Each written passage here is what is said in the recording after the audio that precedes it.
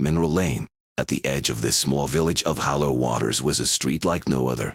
Many said the street was haunted, with ghosts hiding in the backyard sheds that were always threatening to spook those on their morning walks. Others claimed that they had seen faces in the windows of the abandoned manor that covered most of the right edge of the street. There were only two other houses on the street. One was owned by the elderly Eliza Pollack, who lived alone, and the other had just recently been bought by the Mindal family.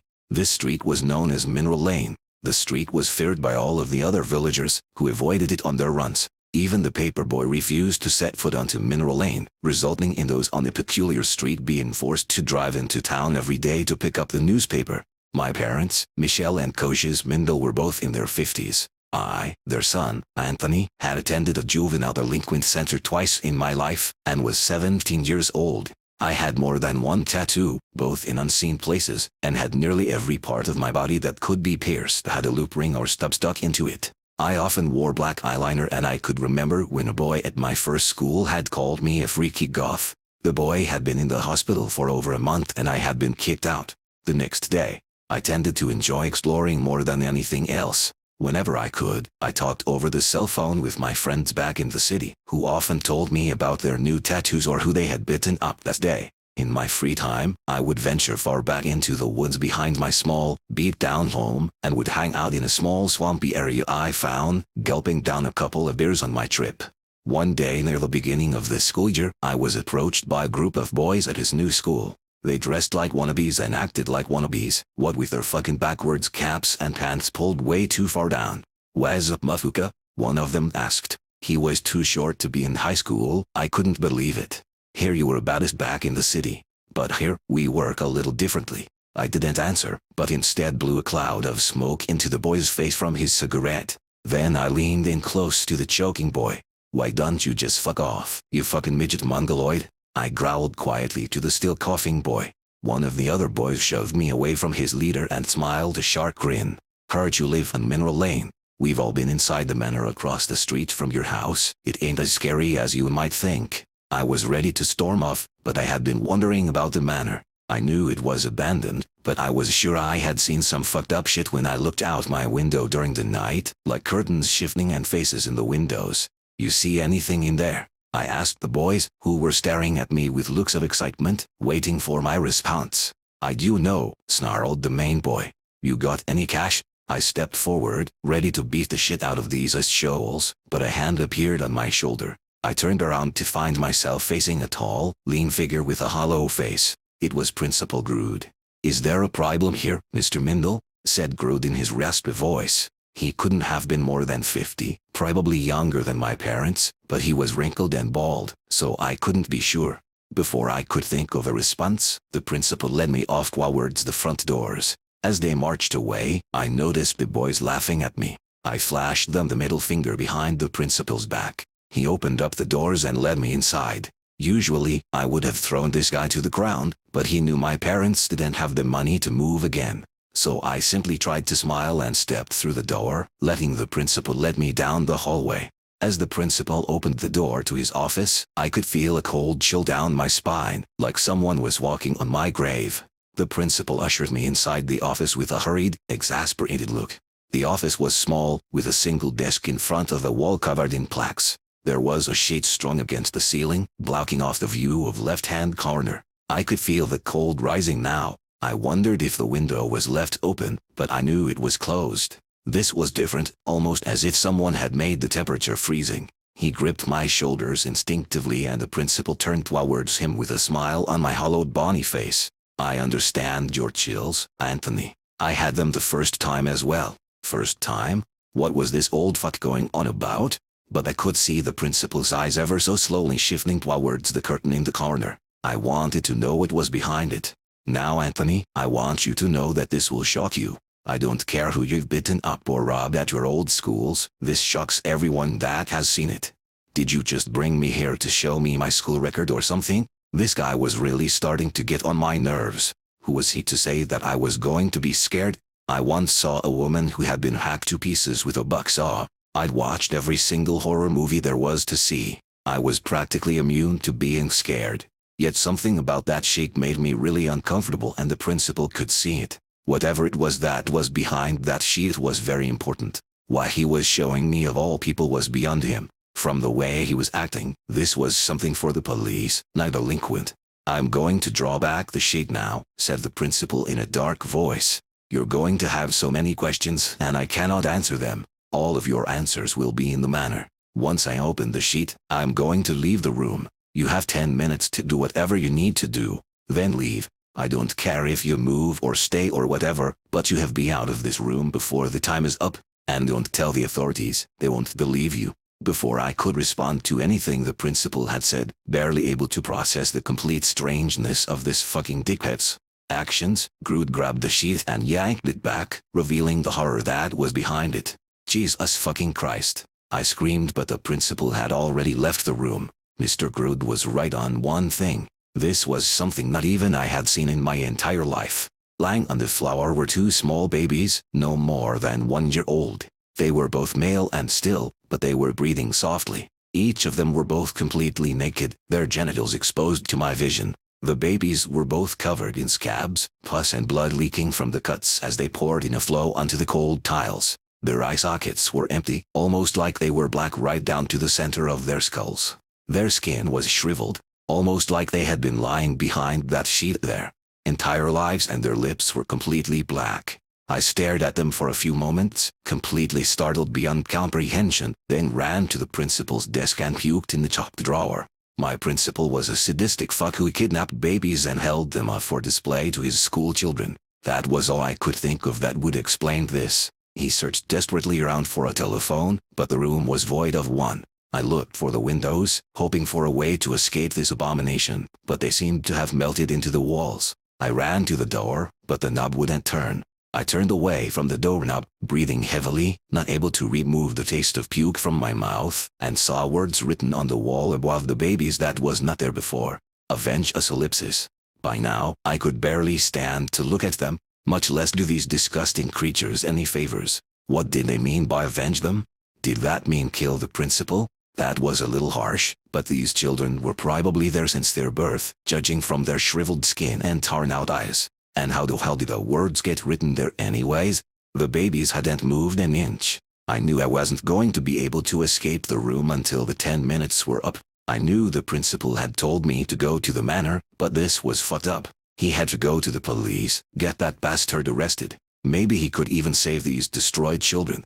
I waited, facing away from the children. I couldn't look at them, it was too revolting and I didn't want to throw up again. I knew that this was all some sick prank by the principal, it had to be. I didn't believe any of the stories about ghosts and neither did my parents. That was one of the reasons why they didn't mind living on Mineral Lane. When the 10 minutes were up, I flung open the door and looked down the empty hallway. School had ended just as I had met those wannabes and the place was empty by now. The principal was nowhere in sight. I left the children in the room, knowing that they weren't going anywhere, and fled the schoolyard, snatching my skateboard from my locker. I was going to the police station. That freak of a principal wasn't getting away with this. "Don't tell the authorities, my ass," I mumbled, unable to remove the image of the babies from his head. I skated down the streets as fast as I could, ignoring the glances of the villagers, and burst through the door of the police station. An officer at the front desk looked up at me expectantly. "May I help you?" "Yeah, you can help me. My fucking principal has 2 half-dead kids in his office. You have to arrest him ellipsis or do something." I sat down, my eyes wide and stared at the officer, who was staring back at him with a stunned look. "Look kid, I know you might have thought you saw something in that office, but I can guarantee you Principal Jardet is a highly respected citizen and ellipsis." "Wait, what?" I said, holding my hands in the air. "Who the flying fuck is Jardet?" "Don't speak to me that way, you little punk. Jardet has been the principal of Hollow Waters High School for that past 23 years. I stumbled backwards, unable to take this in. "But I talked to Principal Groot, not your fantasy Jardet," I yelled, more to myself than the officer. The officer stood up, frowning at the shaking boy. "Are you on drugs?" "No," I cried, trembling heavily now. "Why do you ask?" The officer sighed and massaged his temple. "Principal Groot passed away in the fire at the manor on Mineral Lane 25 years ago. Him and his 2 children and his wife. They all died. Poor kids, they couldn't have been more than 1 year old." I screamed, bursting out of the police station and ran down the street. As I ran, the officer came out of the door, watching me fly down the street like a fucking mental patient. I could only think of one thing. I would have to enter the manor and discover the secret behind the dead children. How could I have seen them? I knew I hadn't imagined it. It was too real. But how had I known exactly who Principal Grood was if I had never met him before then? I knew somehow that if I returned to the school now, I would be confronted by nothing but this new Jarnut and an empty room. I ran down Mineral Lane, past my house, and slowed to a stop in front of old woman Pollock's house. It was a small, boxy sort of house, with a creaky rocking chair out on the front porch. Eliza Pollack was sitting in the chair, a knitting basket in her hands, and she knitted a pair of gloves for the cold autumn that was quickly approaching. "Why, hello there, Anthony," she croaked, smiling as I hurried up her steps. "What brings you here?" "Miss Pollack," I said, my words coming out in a jumbled flow, "what can you tell me about the fire at the manor?" Like a light switch being turned off, her cheerful expression immediately changed to terrified. "The children, they were so young. I can't remember their names, not in my age, but they were so beautiful. Their father was the principal at your high school. Such a nice man, from what I can recall. No reason at all for them to die. But she was mad, you see." I took Eliza's hand.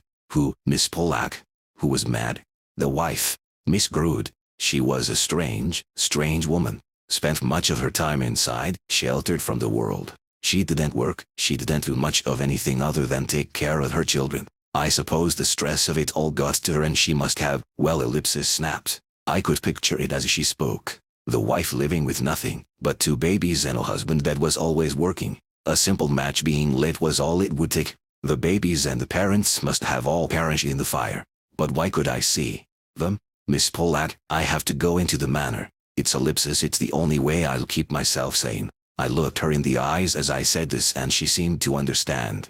"I understand your curiosity, but I warn you, stay away from that place. You weren't the first one to question me about this, after all." It was just like Grood had said. Everyone that moved into Mineral Lane must have been taken by Grood to see the babies, or as he should say, Grood's children, and then sent off to the manor. Then they either moved away or discovered the truth. I knew somewhere inside that there was a third option, but I didn't want to think about it. What was so special about Mineral Lane? I knew that I had to find out or I would lose it. And I couldn't go back to fucking juvie, not again. Or worse, solitary confinement. I didn't want to go crazy. And if nobody believed my story, I would have to find out the truth on my own. Before Miss Pollack could stop him, I ran across the street and ran up the steps to the door of the manor. Miss Pollack stood up from her seat and yelled to me, "Come back here." It's not safe, it's not ellipsis, but she didn't get a chance to finish. I slammed the door behind me and looked around inside. The manor was huge, nearly 5 times the size of my small shit shack of the house. A grand piano was situated on a raised floor panel, the keys covered in dust. There were chairs and a long dining table and old, Victorian-style couches around an incredibly old television set. Beside the dining room table was a long, spiral staircase. I ran over to it and dashed up 2 steps at a time. I reached the top in seconds and looked around, a wild flurry in my eyes. I could feel my brain beginning to crack, as if I was already crazy and knew I had little time before I completely snapped. There was a doorway that was slightly open. The rest were closed. I could easily tell that others before me had gone through this door, searching for the truth. Whether they actually exited the room was a different story. But it was the only way. It was either discover the truth or lose my marbles completely. I supposed Miss Pollack would tell my parents and then they would hire another psychiatrist and then I would have to either take kooky pills or go to meetings. All that really mattered to me now was finding out why I could see the old principal and his dead children. So I stepped into the room, sealing my fate, and noticed that it was a nursery. 2 cribs that were side by side sat abandoned in the center of the room. They were empty. There was also a desk against the wall, covered with pictures. I approached the table slowly, half not wanting to know what was on the pictures and half desperate to find out. In the end, my curiosity got the best of me as I picked up the stack of photos. The first was an old, black and white photo of the Grood family. The babies were both smiling widely, along with Mr. Grood. But what seemed odd was the face of Miss Grood. It was obvious she had been smiling in the photo, but her face had been drawn on with a pen, turning her smile into a depressed face of someone crying. There were hints of red around her eyes, almost as if she was crying blood. I flipped to the next picture and gasped. It was a picture of a boy, nearly the same age as me, standing at exactly the same table I was standing at, holding the same stack of photos. Standing behind him was a thin, bony woman with burned, clawed hands and bent, spiked teeth, her hands reaching for his neck. I whimpered, dropping the pictures, which fell in a jumbled mess around my feet. Slowly, I turned around, knowing what was coming. The mother of the 2 children was standing in front of me, her hair falling down in a mess on her shoulders and her eyes sunk into her skull. The bloody tears that were in the picture dripped down her face in cold droplets, plinking as they fell to the floor. I had come to a conclusion. I had lost my fucking mind. I was dead to reality. My life flashed before my eyes and I was crying and praying to a God that I didn't, before, believe in. This was the scariest, most life-changing, and last moment of my life. No longer was I afraid of death or a juvenile delinquent center. I apologized to my family as tears streamed down my face. I was finally free of the shackles of society and the shit that I've done in my life. I apologized to everyone I had ever bitten up, and every store I've ever robbed. I accepted my fate and waited to be brought to hell. My husband wants you to save them. You will not get the chance. Then, as I closed my eyes, she lunged forward, and I smiled.